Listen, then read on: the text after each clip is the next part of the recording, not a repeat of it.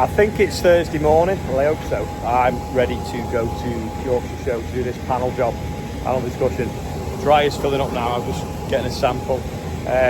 We've moved the moisture into the new weighbridge because Dad can't get up the steps into the old one at the moment. The only problem is when we bring grain into sample, we're weighing it in one shed, we're weighing it in the weighbridge old hut, and then we're going into the other one to just tipping this back out. Then we're going into that one to do the moisture.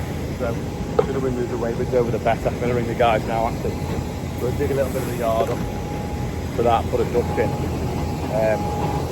But yeah, no, I'll give them a call, see if they can come next week, extend the cables, move the printer and stuff over, and then eventually then we can turf Ian out, because I don't think he wants to move into his new office, and then get rid of that monstrosity that was temporary. I think 18 years ago, I think it was. It's got to be something like that, at least 15 years ago.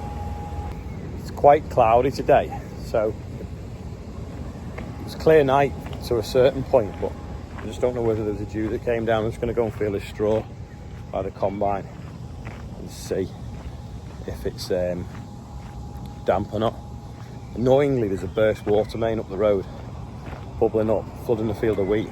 Could have done that in March, April, when we need some rain, but it's probably means that they're going to shut the road very soon, so we won't be able to get the straw back or easy. We'll have to go right the way around the block, which is an absolute pain, but at least they're doing it now when we're not carting grain. I mean, bringing 1 or 2 loads of straw back the long way is a bit better than 10 or 15 loads of grain back when we're cutting wheat or something. But this is this field now that we were in last night. Lots of crows on it, I don't know what they're eating. But we'll, a bit of dust. A little bit of moisture there, to be fair. Let's feel this straw. It was a bit fresh yesterday when it came out the combine. Now it's got a bit of a dew on it. See here, the odd head of barley that's fell off. If we'd have rolled it lower, we'd have been able to get a little bit more. You can put crop lifters on as well, but I don't think it'd have got underneath them, and then they cause you other problems. But someone was like, oh, why are you cutting it and drying it? Well, that's why. I mean, it doesn't cost as much to dry grain at all, just the labour, because the solar panels and the biomass do it.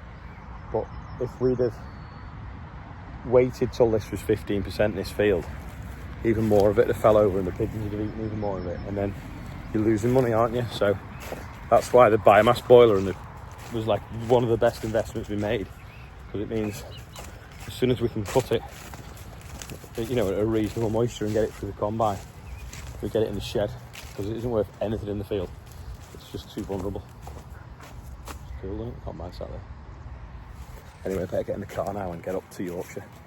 See if Charlotte's got the kids up. Actually, before that, I'll just show you. See how that conveyor belt is like about 6 metres to the middle? That's probably 5, because you've got that bit in the middle. There's that John Deere one at the show the other day. Split here and had a gap about that wide, and apparently it doesn't matter because it just froze it across. So it must go at a hell of a rate. We can speed them up and down on this. But that is the advantage of that header, actually. We can go that bit lower. But because it was sown, was it very end of October or beginning of November we drilled this field, and we had to obviously get it on, then it comes sticky, so we never got it rolled. And it was very late for winter barley, but I think it's out yielded the other fields that have suffered more with the drought. Rob and Morgan are just going to stick a Sam ash on to roll the rows of straw that are dry on the top but cold underneath. 27th of October we drilled that barley, so it was obviously mature in its grain later, which meant it got the rain, hence why it yielded a lot more than anything was around it. Anyway, time to load the rascals in the car. You getting in, James? Yeah. Come on.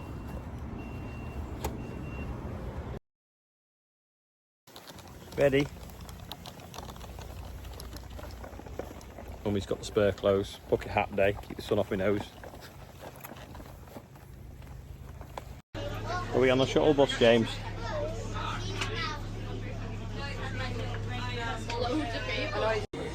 So have you two been playing on this all week? Yep. Yeah. Who's the best on it? Me. He is at the harvester, I'm at the forwarder. Oh, what, there's a forwarder simulator as well? No, it's the same game. On this. Can you? Have you seen it, James? Look at this, James. Have you seen this? Don't touch it. That grabs a tree, James, and then a chainsaw chops it down. And swings it on a truck. Hit. Oh. It's a monster, that, isn't it? And there's a little baby forwarder over there. You know, a child in the background, it's Clara. She's teething. She's hot. She's not happy. She's not enjoying her day out. What's this anyway? Is it a 728 on a Jens chipper? Looks like a 728, doesn't it, James? Oh no, it's a 942. No way, it's just on little tyres. Oh, you can hear Clara. It's cool that though, isn't it? 8-wheel drive. You're on the forwarder now. That, James? James, you on that? What'd you say? He shakes his head. I'm sure he does. It's just shy. Thank you. Right, so where's the tree? Right, and then out with that one. Yeah. No, I'm going to get the piece. Which rotates it? Crowding your bucket. And this guy. Can you buy the? Let's lift the crane up a wee bit. And then slam it in. Does it grab it automatically? No. Look at this. So you squeeze the button toggle again, Yeah. and then your saw is on your thumb. Press and hold it. Yep. And once it's through, just lift up a little and swing across. Slew across to that far side. So you're doing that so when you're processing, all the branches are landing in front of you. Yeah. Yeah. You just click the button part of that toggle. And that's 4 metres. Just telling your sizes here. There we go, James. And that's all driven off these joysticks. Yeah, so all the functions have a manual version, but we run it sequence control, so it knows your process. You can fell from there, process. Yeah, it's a bit like learning the back linkage on a tractor. Yeah. For headland management. Right, because you can assign Any button nowadays. learning to it, can't you? Yeah. A sequence of. I'm a bit slow, but someone's just climbing that pole, and I bet you they'll be up before I get there. Come on, this is the tree from Matt here. He's really cracking away. I think it's going to beat his personal best. Yep, 19.96. So it's here, it's the tree from Mark. Jesus. Hey. There's the John Deere Forestry machine going in the ring now. This tree that this harvester would be cutting, but the tree in the middle between the two poles. This is a pine tree, and this pine tree. What's that, James? It's a handle. Well, I'll explain it. This is a hydrogen refueler, but what's the company? Energy Oasis. They can they get your excess solar, instead of selling it back to the grid, you turn it into hydrogen. Correct. Store it in one of these cubes, and then you can run vehicles off it, and soon we'll be able to run tractors off it. But yeah, you just basically use the power of the sun to store the energy as hydrogen by converting water into hydrogen. Exactly. Dead Whereas with simple. a battery, you can't do that. You can't. Once you store it, you have to use it in the next 24 hours. As electric. As electric, yeah.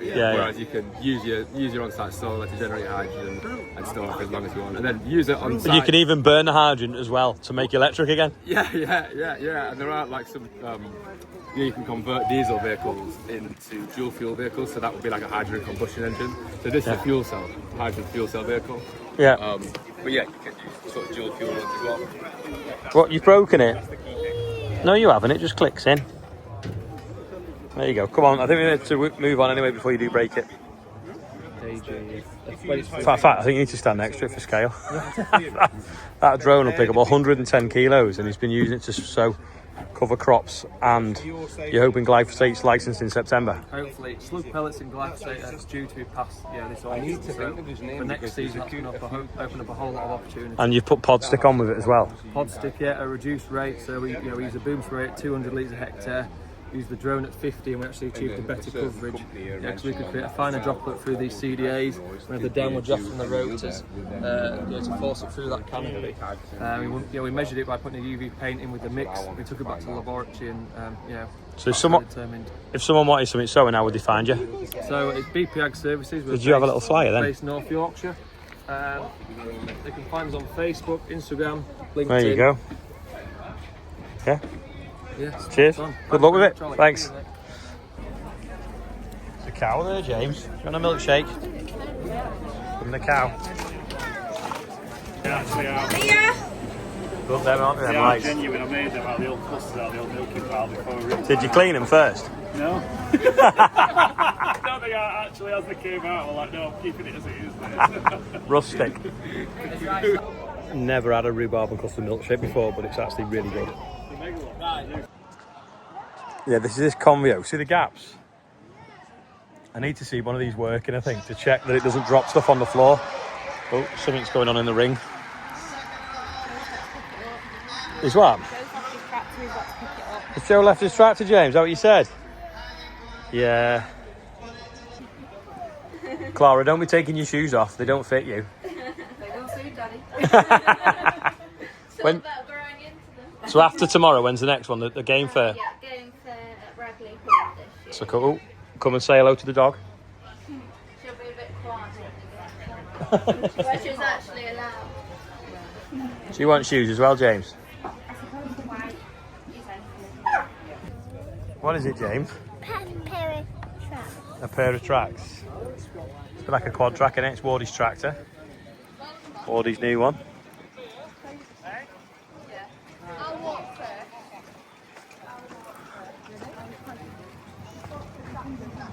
Size of that.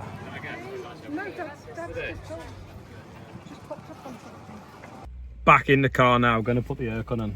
The kids look like they've been rolling in the mud like pigs. That is all for today, apart from it's Nick Kershaw's birthday, not the singer but the builder, so happy birthday. But that is all for today. Thanks for watching, and I'll see you tomorrow when we're back farming. Bye. Bye, James. You're gonna wave, Clara? Wave. Yay. Yay. Bye. Bye. Have you crashed? Yeah. It's got two in there. What have you done, Clara? It's got two there.